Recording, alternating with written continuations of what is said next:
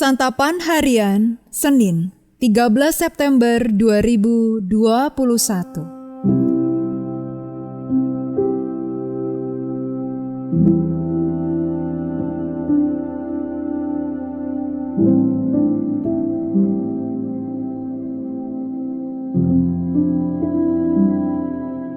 Inilah program Santapan Harian, sebuah program yang mengajak Anda menelusuri isi Alkitab, agar Anda menemukan makna firman Tuhan sesuai dengan konteksnya. Santapan Harian tertuju bagi Anda yang ingin memiliki kehidupan rohani yang segar, kuat, dan sigap.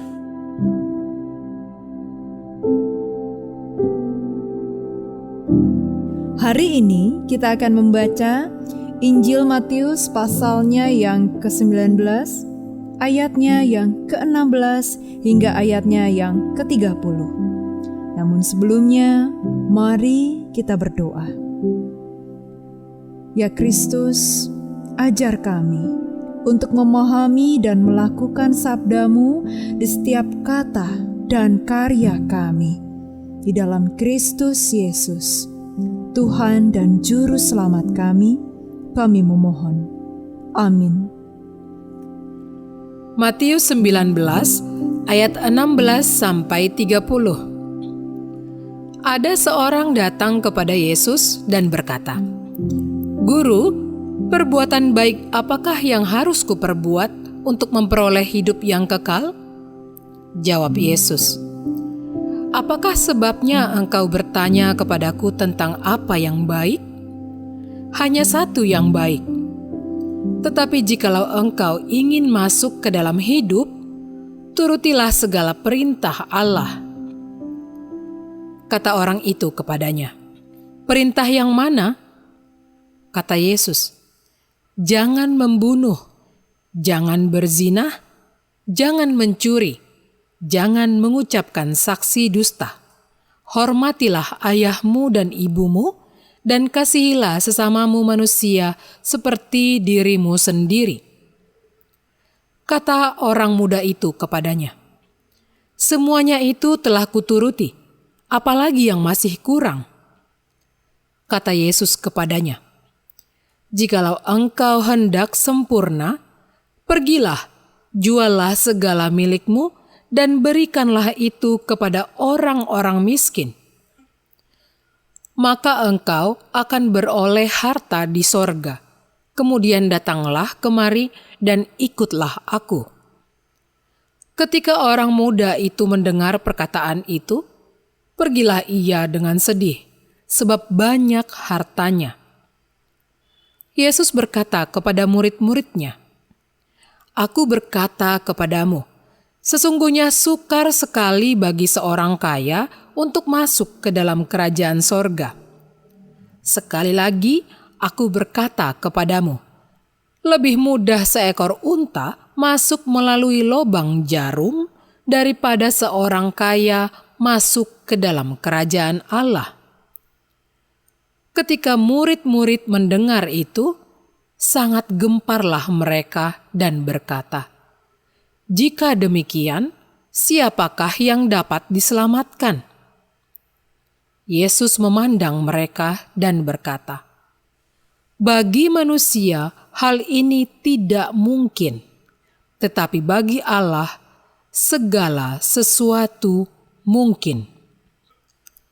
Lalu Petrus menjawab dan berkata kepada Yesus, "Kami ini telah meninggalkan segala sesuatu dan mengikut Engkau. Jadi apakah yang akan kami peroleh?"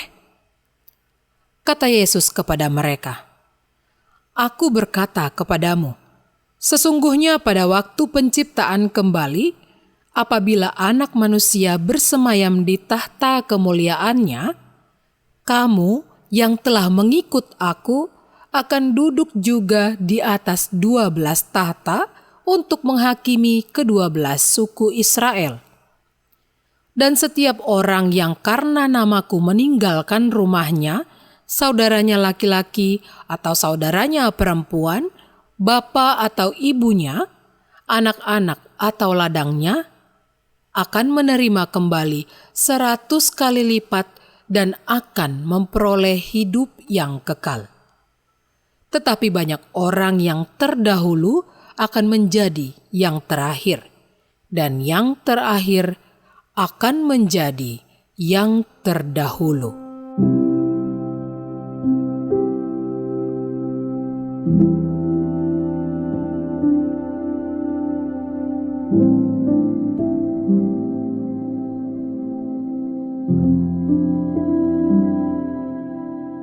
Sahabat santapan harian, bagi setiap manusia bekerja adalah keniscayaan. Orang hidup untuk bekerja. Ketika orang bekerja, maka mereka akan menerima upahnya. Tentu saja setiap pekerja berharap untuk mendapatkan upah yang sebesar-besarnya.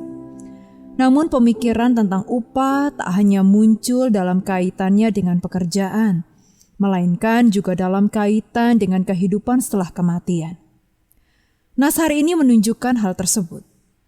Dari pertanyaan seorang muda yang kaya itu jelas bahwa baginya dan mungkin bagi kebanyakan orang, surga adalah upah yang akan mereka terima bila mereka melakukan suatu pekerjaan tertentu.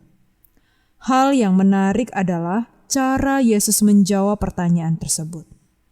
Alih-alih memberikan jawaban yang bersifat hitam putih, Yesus justru mengajak orang muda tersebut untuk memeriksa ulang apa yang menjadi pemahamannya.